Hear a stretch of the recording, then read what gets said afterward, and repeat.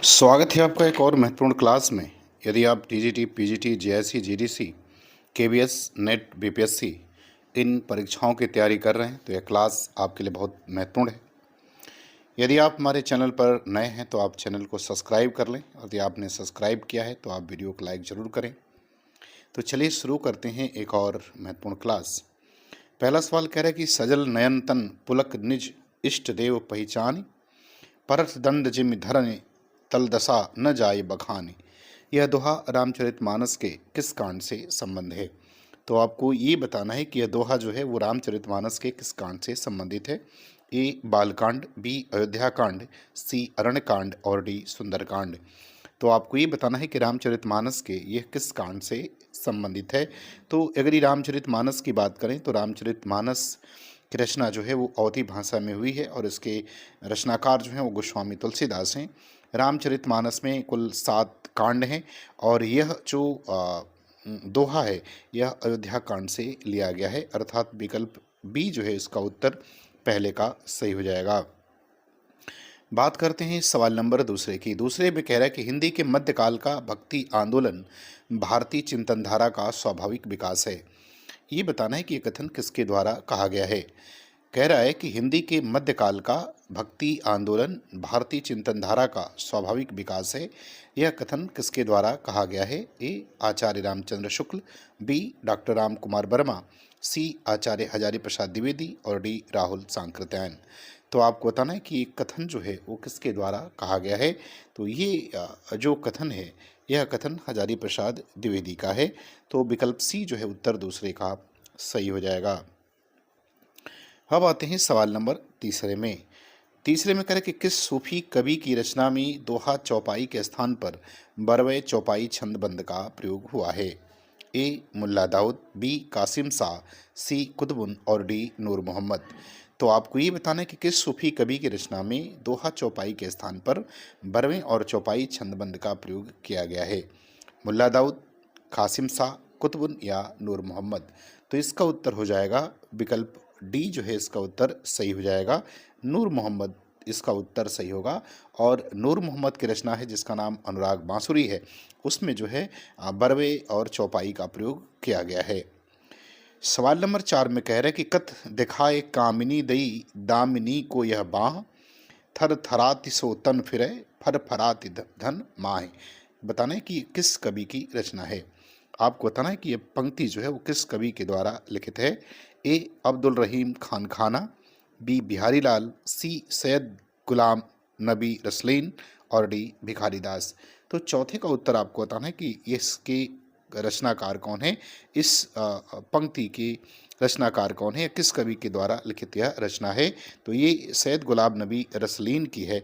तो विकल्प सी जो है इसका उत्तर चौथे का सही हो जाए। बात करते हैं सवाल नंबर 5वें की। सवाल नंबर 5वें में कह रहे हैं कि बल्लभाचार्य द्वारा चयनित कवियों में से इनमें से वह विशिष्ट कवि कौन नहीं है जो उनसे दीक्षित था? ए सूरदास, बी कुंभनदास, सी नंददास और डी कृष्णदास। तो आपको ये बताना है कि इसमें से कौन सा ऐसा कवि है जो बल्लभाचार्य से दीक्षित नहीं है, सूरदास, कुंभनदास, नंददास या कृष्णदास। तो इसका उत्तर हो जाएगा विकल्प सी, नंददास जो है इनसे दीक्षित नहीं थे, बल्कि नंददास जो है वो विट्ठल नाथ से दीक्षित थे। बात करते हैं सवाल नंबर 6वें की। 6वें में क्या कह रहा है? 6वें में कह रहा है कि निम्नलिखित प्रेमाख्यान परक काव्यों में से कौन सी रचना प्रेमाख्यान होते हुए भी सूफी मान्यताओं से भिन्न प्रकार की है? ए चंदायन, बी रस रतन, सी मृगावती और डी हंस जवाहिर। तो आपको ये बताना है कि जो ये प्रेमाखंड काव्य हैं इनमें से कौन सा ऐसा है जो सूफी मान्यताओं से भिन्न प्रकार की है? चंदायन, रस रतन, मृगावती या हंस जवाहिर। तो इसका उत्तर हो जाएगा विकल्प बी, रस रतन जो है वो सूफी मान्यताओं से भिन्न प्रकार की है और इसके लेखक पोकर हैं। करते हैं सवाल नंबर 7वें की। सवाल नंबर 7वें में कह रहा है कि कबीर का भक्ति आंदोलन विद्रोह मूलक है तो गोस्वामी जी का प्रतिरोधात्मक। यह कथन किसका है? 7वें में आपको ये बताना है कि कबीर का भक्ति आंदोलन विद्रोह मूलक है तो गोस्वामी जी का प्रतिरोधात्मक। यह कथन किसका है? ए आचार्य रामचंद्र शुक्ल, बी बच्चन सिंह, सी रामस्वरूप चतुर्वेदी और डी कह रहा है हजारी प्रसाद द्विवेदी। तो 7वें का उत्तर बताना है कि 7वें का उत्तर क्या होगा? तो सातवें का अगर उत्तर देखा जाए तो विकल्प बी सही हो जाएगा। यह कथन बच्चन सिंह का है। बात करते हैं आठवें की। आठवें में कह रहे कि देव की ध्वनि संवेदनशीलता समूचे रीतिकाल में अप्रतिम है। यह कथन किसका है? आपको ये बताना है कि देव की ध्वनि संवेदनशीलता समूचे रीतिकाल में अप्रतिम है। यह कथन किसका है? ए आचार्य रामचंद्र शुक्ल, बी डॉक्टर बच्चन सिंह, सी रामस्वरूप चतुर्वेदी और डी नामवर सिंह। तो आठवें का उत्तर बताना है कि आठवें का उत्तर क्या होगा। तो आठवें का विकल्प सी जो है उत्तर सही हो जाएगा, डॉक्टर रामस्वरूप चतुर्वेदी। बात करते हैं सवाल नंबर 9 की। 9 में कह रहा है कि आचार्य रामचंद्र शुक्ल ने रीतिकाल का प्रवर्तक किसे माना है? आपको ये बताना है कि आचार्य रामचंद्र शुक्ल ने रीतिकाल का प्रवर्तक किसे माना है? ए कुलपति मिश्र को, बी आचार्य केशव दास को, सी भिखारी दास को और डी चिंतामणि त्रिपाठी को। तो आपको ये बताना है कि शुक्ल जी ने रीतिकाल का प्रवर्तक किसे माना है? तो शुक्ल जी ने रीतिकाल का प्रवर्तक जो है वो चिंतामणि को माना है। विकल्प डी उत्तर इसका सही हो जाएगा। सवाल नंबर 10 में करे कि फुलवा भार न लय सके, कहें सखन सो रोय, ज्यों ज्यों भीगे कामरी त्यों तो भारी होय। यह दोहा किस कवि का है? तो आपको ये बताना है कि यह दोहा किस कवि के द्वारा लिखा गया है। ए जायसी, बी कबीरदास, सी रहीमदास और डी बिहारी लाल। तो 10वें का उत्तर आपको बताना है कि यह दोहा जो है वो किस कवि का है। तो ये दोहा कबीरदास का है। तो विकल्प बी जो है इसका उत्तर सही हो जाएगा 10वें का। बात करते हैं सवाल नंबर 11 की। 11 में कह रहा है कि काल क्रमानुसार इन रचनाओं का सही क्रम इंगित कीजिए। तो काल क्रमानुसार इन रचनाओं के क्रम को बताना है। ए कह रहा है पद्मावत, मृगावती, चित्रावली, मधुमालती, बी कह रहा है चित्रावली, मधुमालती, मृगावती, पद्मावत, सी कह रहा है मधुमालती, पद्मावत, मृगावती, चित्रावली और डी कह रहा है मृगावती, पद्मावत, मधुमालती और चित्रावली। तो आपको बताना कि इसमें जो विकल्प है इन विकल्प में से किसका क्रम जो है वो सही है। तो 11 में अगर देखा जाए तो विकल्प डी जो है वो आपका क्या होगा, वो सही हो जाएगा, क्योंकि मृगावती 1501, पद्मावत 1540, मधुमालती 1545 और चित्रावली 1613। तो विकल्प डी 11 का सही हो जाएगा। आते हैं सवाल नंबर 12। 12 में कह रहा है कि भाषा इंडिया किस कंपनी का पोर्टल है? आपको ये बताना है कि भाषा इंडिया जो है वो किस कंपनी का पोर्टल है। A Microsoft, B standard soft, C Rajasthan soft और डी सीडक। तो आपको ये बताना है कि भाषा इंडिया जो है वो किस कंपनी का पोर्टल है। तो भाषा इंडिया सीडक का पोर्टल है। विकल्प डी जो है इसका उत्तर सही हो जाएगा। 13 में कह रहा है कि सूरदास की रचनाओं में संस्कृत की कोमलकांत पदावली और अनुप्रासों की वह छटा नहीं है जो तुलसी की रचना में दिखाई पड़ती है।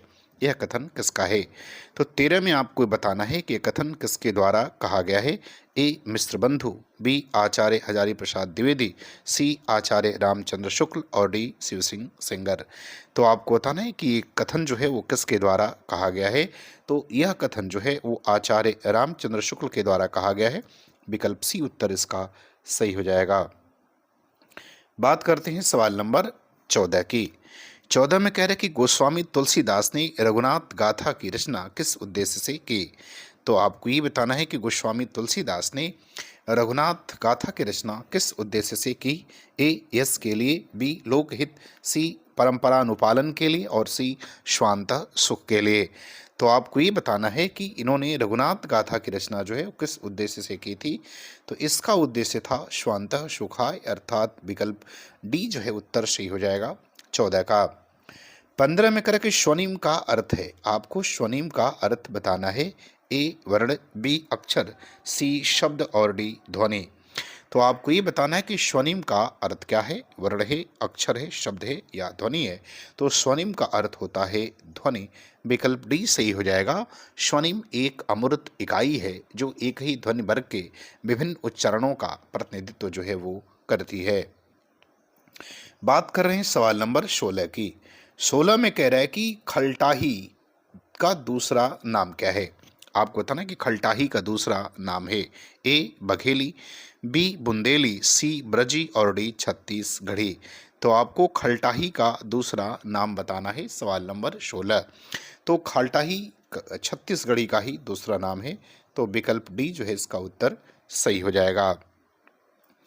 सवाल नंबर 17 में करें कि पूर्वी हिंदी का विकास अपभ्रंश के किस रूप से हुआ है। आपको बताना है कि पूर्वी हिंदी का विकास जो है वो अपभ्रंश के किस रूप से हुआ है। ए सौरसेनी अपभ्रंश से, बी मागधी अपभ्रंश से, सी अर्ध मागधी अपभ्रंश से और डी महाराष्ट्री अपभ्रंश से। तो आपको ये बताना है कि पूर्वी हिंदी का विकास जो है अपभ्रंश के किस रूप से हुआ है। तो पूर्वी हिंदी का विकास अपभ्रंश के अर्ध मागधी रूप से हुआ है। विकल्प सी जो है वो 17 का उत्तर सही हो जाएगा। अब आते हैं सवाल नंबर 18 में। 18 में कह रहा है कि भाषा वह साधन है जिसके द्वारा मनुष्य अपने विचार दूसरों पर भली भांति प्रकट कर सकता है और दूसरे के विचारों को स्पष्टतः समझ सकता है। यह परिभाषा किसकी है। तो भाषा के संदर्भ में यह परिभाषा जो दी गई है यह आपको बताना है कि किसके द्वारा दी गई है। ए कामता प्रसाद गुरु, बी आचार्य किशोरीदास वाजपेयी, सी बाबू श्याम सुंदर दास और डी आचार्य महावीर प्रसाद द्विवेदी। ये दास है। तो आपको ये बताना है कि परिभाषा किसके द्वारा दी गई है। तो अगर इसका उत्तर देखा जाए तो यह परिभाषा जो है वो कामता प्रसाद गुरु के द्वारा दी गई है। विकल्प ए इसका उत्तर सही हो जाएगा। बात करते हैं सवाल नंबर 19 की। 19 में कह रहा है कि संरचनात्मक भाषा विज्ञान के जनक कौन थे। आपको बताना है कि संरचनात्मक भाषा विज्ञान के जनक कौन थे। A Baburam Saxena, B George Grierson, C Leonard Bloomfield और डी ए बी कीथ। तो आपको बताना है कि संरचनात्मक भाषा विज्ञान के जनक कौन थे। तो संरचनात्मक भाषा विज्ञान के जनक लेनार्ड ब्लूफील्ड थे। तो विकल्प आपका कौन सा सही हो जाएगा। तो विकल्प सी जो है उत्तर आपका सही हो जाएगा। सवाल नंबर 20 में कह रहे कि बड़े बड़े नैनन सो आंसू भरी ढरी, गोरो गोरो मुख आज ओरो सो बिलानो जात। ये पंक्ति किसकी है। तो आपको बताना है कि ये पंक्ति किसकी है। ए भिखारी दास, बी मतिराम, सी भूषण और डी देव। तो आपको ये बताना है कि पंक्ति किसके द्वारा रचित है। तो ये पंक्ति जो है वो देव की है। तो विकल्प डी उत्तर इसका सही हो जाएगा। अब आते हैं सवाल नंबर 21 में। 21 में कह रहा है कि सुमित्रा नंदन पंत को उनकी किस कृति पर ज्ञानपीठ पुरस्कार मिला था। 21 में आपको बताना है कि सुमित्रा नंदन पंत को उनकी किस कृति पर ज्ञानपीठ पुरस्कार मिला था। ए चिदम्बरा, बी वीणा, सी पल्लव और डी गुंजन। तो आपको ये बताना है कि किस कृति के लिए इन्हें ज्ञानपीठ पुरस्कार दिया गया था। तो इन्हें ज्ञानपीठ पुरस्कार जो है इनकी रचना चिदम्बरा के लिए मिला था। और जो चिदम्बरा है इसके लिए इनको कब मिला था। तो इसके लिए इनको 1968 का ज्ञानपीठ पुरस्कार दिया गया था। सवाल नंबर 22 में कह रहे कि छायावाद का व्यक्ति स्वातंत्र्य सामंती मर्यादाओं के विरुद्ध बहुत बड़ा कदम था। यह कथन किस आलोचक का है। ए नामवर सिंह, बी आचार्य रामचंद्र शुक्ल, सी रामविलास शर्मा और डी जयशंकर प्रसाद। तो 22वें का उत्तर आपको बताना है कि यह कथन जो है वो किस आलोचक का है। तो यह कथन जो है विकल्प ए सही हो जाएगा, नामवर सिंह का है। तो 22 का उत्तर कौन सा सही होगा। ए सही हो जाएगा। अब आते हैं सवाल नंबर 23 में। 23 में कह रहा है कि काव्य क्षेत्र में इनमें किसका समावेश किसी सप्तक में नहीं किया गया है।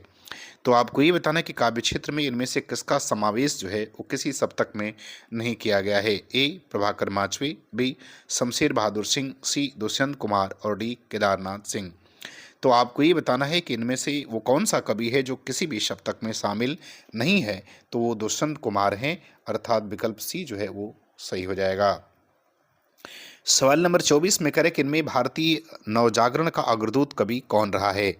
आपको 24 में बताना है कि इनमें भारतीय नवजागरण का अग्रदूत कवि कौन रहा है। ए राष्ट्रकवि मैथिली शरण गुप्त, बी राष्ट्रकवि रामधारी सिंह दिनकर, सी भारतेंदु हरिश्चंद्र और डी आचार्य नाथुराम शर्मा शंकर। तो आपको बताना कि कौन सा कवि जो है वो नवजागरण का अग्रदूत रहा है। तो वे भारतेंदु हरिश्चंद्र को नवजागरण का अग्रदूत कहा जाता है। विकल्प सी इसका उत्तर 24 का सही हो जाएगा। अब आते हैं सवाल नंबर 25 में। 25 में कह रहे कि सल निर्झर न बना हत भाग्य गल नहीं सका, जो कि हिमखंड दौड़कर मिला न जलनिधि अंक, आह वैसा ही है पाषंड। ये पंक्तियाँ किस कवि की हैं। तो आपको ये बताना है 25 में कि ये पंक्ति जो है वो किस कवि की है। ए सुमित्रा नंदन पंत, बी जयशंकर प्रसाद, सी सूर्यकांत त्रिपाठी निराला और डी महादेवी वर्मा। तो आपको ये बताना है कि ये पंक्ति जो है वो किसके द्वारा रचित है। तो ये पंक्ति जो है वो जयशंकर प्रसाद की है। विकल्प बी सही हो जाएगा। कामायनी के श्रद्धा सर्ग से यह ली गई है। सवाल नंबर 26 में कह रहा है कि लोक नायक वही हो सकता है जो समन्वय करने का अपार धैर्य लेकर आया हो, उसका सारा काव्य समन्वय की विराट चेष्टा है। इन पंक्तियों के लेखक हैं। तो आपको बताना है कि जो पंक्ति है इसके लेखक कौन हैं। ए आचार्य रामचंद्र शुक्ल, बी आचार्य हजारी प्रसाद द्विवेदी, सी आचार्य नंद दुलारे वाजपेयी और डी कह रहा है डॉक्टर नगेंद्र। तो आपको बताना है कि ये पंक्ति जो है वो किसके द्वारा रचित है। तो ये पंक्ति जो है वो आपकी आचार्य हजारी प्रसाद द्विवेदी के द्वारा रचित है। अब आते हैं सवाल नंबर 27 में। 27 में कह रहा है कि केदारनाथ अग्रवाल की प्रसिद्ध कविताएं माझी न बजाओ बंसी और बसंती हवा किस काव्य संकलन में संग्रहित हैं। तो आपको ये बताना है कि केदारनाथ अग्रवाल की कविता माझी न बजाओ बंसी और बसंती हवा किस काव्य संकलन से ली गई है। ए युग की गंगा, बी गुल मेहंदी, सी फूल नहीं रंग बोलते हैं और डी नींद के बादल। तो आपको बताना है कि ये कविताएं किसमें संग्रहित हैं। तो ये कविताएं जो है फूल नहीं रंग बोलते हैं संकलन से ली गई हैं। तो विकल्प सी उत्तर इसका सही हो जाएगा। बात 28 की करे पांडव की प्रतिमा समलेखो, अर्जुन भीम महापति देखो, इनमें कौन सा काव्य दोष है। तो आपको ये बताना है कि इसमें कौन सा काव्य दोष है 28 में। ए शब्द दोष, बी रस दोष, सी अर्थ दोष और डी कोई भी नहीं। तो आपको बताना कि इनमें कौन सा काव्य दोष है। तो इनमें शब्द दोष है। विकल्प ए जो है वो सही हो जाएगा। गलत या असंगत प्रयोग से उत्पन्न दोष जो है वो शब्द दोष कहलाता है। सवाल नंबर 29 में कह रहे हैं कि रामपुरुष बेनीपुरी की कौन सी कृति यात्रा वृत्त की है। तो आपको ये बताना है कि कौन सी कृति इसमें से यात्रा वृत्त की है। ए सागर की लहरों पर, बी अप्रवासी की यात्राएं, सी पैरों में पंख बांधकर और डी मेरी यूरोप यात्रा। तो आपको बताना कि कौन सी कृति यात्रा वृत्त की है। सागर की लहरों पर, अप्रवासी की यात्राएं, पैरों में पंख बांधकर और मेरी यूरोप यात्रा। तो इसमें विकल्प कौन सा सही हो जाएगा। तो आपका विकल्प सी जो है वो सही हो जाएगा, पैरों में पंख बांधकर। बात करते हैं सवाल नंबर 30वें की। 30वें में कह रहे कि प्रिंस ऑफ वेल्स की भारत यात्रा का विस्तृत और बेवरेवार वर्णन युवराज की यात्रा शीर्षक से किसने किया है। तो आपको 30वें में ये बताना है कि युवराज की यात्रा शीर्षक से प्रिंस ऑफ वेल्स की भारत यात्रा का विस्तृत वर्णन किसने किया। ए सतदेव परिव्राजक, बी मौलवी महेश प्रसाद, सी चंडी प्रसाद सिंह और डी भगवान दीन दुबे। तो 30वें का उत्तर आपको बताना है। तो 30वें का अगर उत्तर देखा जाए तो इसका उत्तर विकल्प सी हो जाएगा। चंडी प्रसाद सिंह ने जो है युवराज की यात्रा शीर्षक से जो है ये लिखा है। तो मुझे उम्मीद है कि वीडियो आपको अच्छी लगेगी। आपको अच्छा लगे तो आप हमारे चैनल को सब्सक्राइब करें और यदि आपने सब्सक्राइब किया है तो इसे अधिक से अधिक शेयर करें। पूरा वीडियो देखने के लिए आपका बहुत बहुत धन्यवाद।